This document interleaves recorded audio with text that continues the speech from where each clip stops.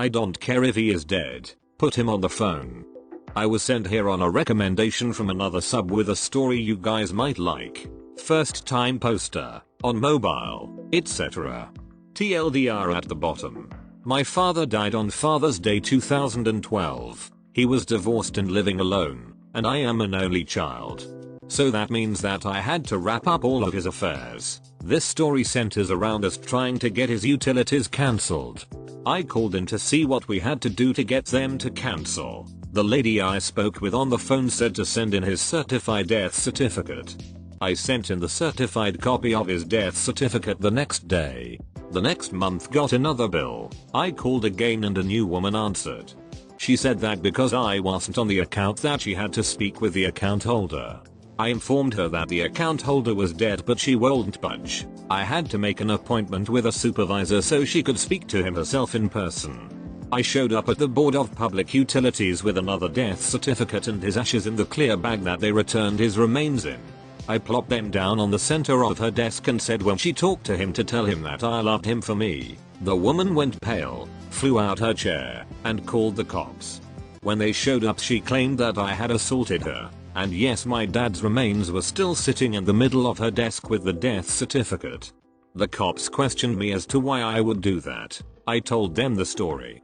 The supervisor's boss was called in and they all stepped away from the desk for a private talk. While they were talking, the cops came over to talk to me.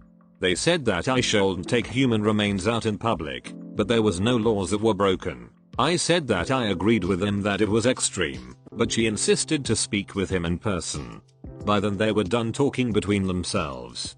The supervisor's boss kissed up to me and got it taken care of, but the story isn't over yet. I had to call back a few days later to get utilities back to the house in my name. When the person on the phone saw the address and my name, I was immediately put on hold. The supervisor's boss that finally helped me got on the phone.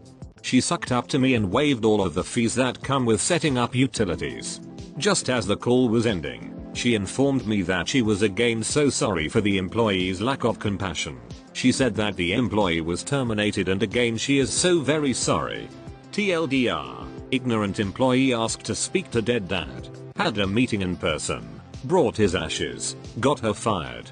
Similar thing happened in the UK that made national news. An elderly lady had died and her daughter was looking after the estate.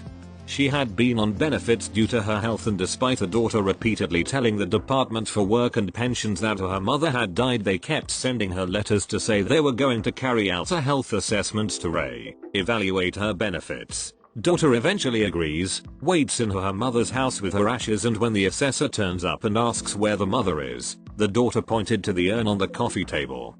It made the news because it is a perfect example of the lack of communication between departments in the DWP.